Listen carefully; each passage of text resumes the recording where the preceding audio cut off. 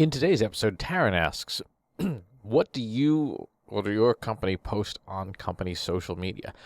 If you work in an agency, do you share client work and updates back behind the scenes and company culture of the agency to appeal to new hires? A mix of both. It's a good question. It depends. It depends on the audience, the channel, the overall strategy, things like that. One of the things that is really helpful to, in terms of marketing your agency on social media is setting clear purpose. What do you get from this channel? What do you get from this channel? What do you get from this channel? So at Trust Insights, for example, Twitter mostly is going to be syndicated industry news. Same with LinkedIn. LinkedIn actually gets a syndicated copy of You Ask, I Answer videos as well.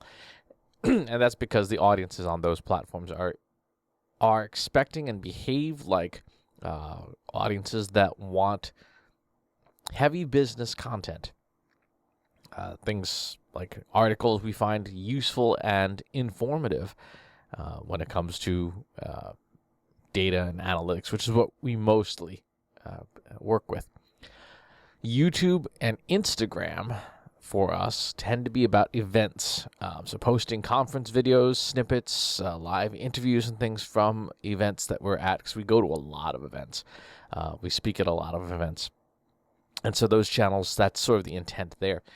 So that purpose matters most, to know what it is that the audience expects.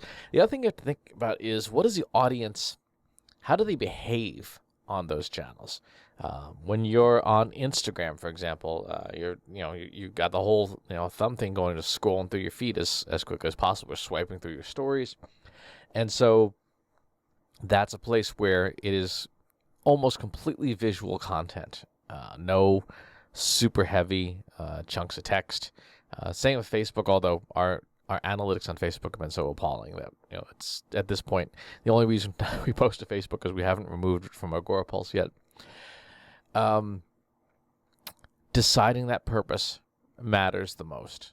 Second thing that's really important is to set really good measurement goals, right? If you set up a channel and you said, this is going to be our behind the scenes channel, and you're posting, and then you look at your analytics and it's a flat line, the audience there isn't responding to it. So change your strategy. One really important thing to do that not enough people do is ask their audiences on that channel what they want from you on that channel. Just run a poll, run a survey, maybe even put a few ad dollars behind it just to make sure people who are subscribed to you can see it. But ask them, like, hey, you follow us, you're in our audience, whatever. What do you want to hear? What do you want to see? What would be of value to you? And that will help you triangulate on that channel's impact as well.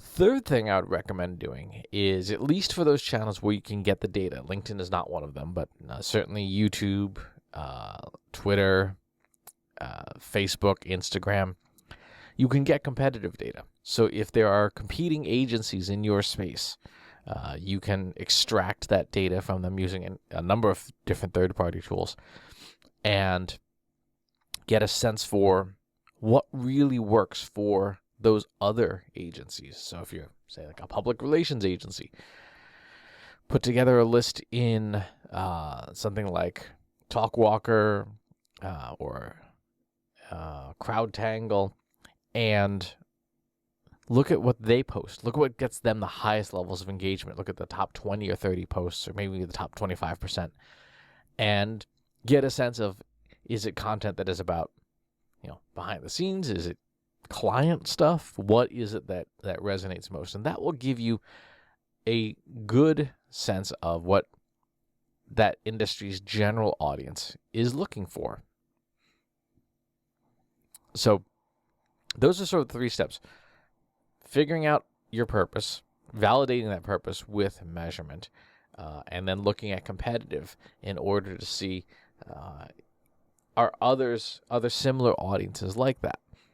The competitive one, I think, is one people don't do enough of and they overlook because it is much more difficult and time intensive to do.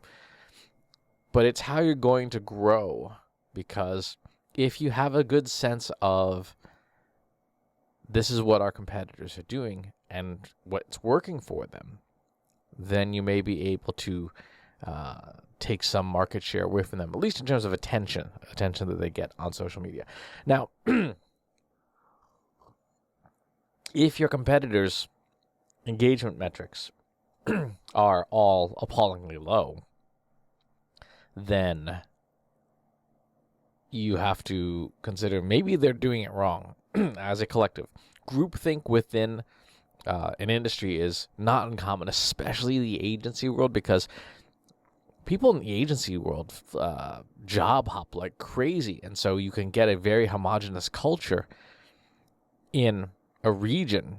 All the agencies' social media starts to behave the same because in some cases, that person, that manager or director or vice president, has been at like 7 of the agencies in the area in like the last 4 years. And so all of those practices tend to be homogenous. So use that as a warning sign too. If everybody's content looks the same and everybody's metrics look the same, then you have an opportunity to do something different and perhaps gain some market share that everyone is ignoring. So something to think about. Lots to think about. But that's would be my recommendation. Set the purpose, measure the purpose, and compare the purpose, and see how you do. If you have any follow-up questions, please leave them in the comments box below. Subscribe to the YouTube channel and the newsletter. I'll talk to you soon. Want help solving your company's data analytics and digital marketing problems? Visit trustinsights.ai today and let us know how we can help you.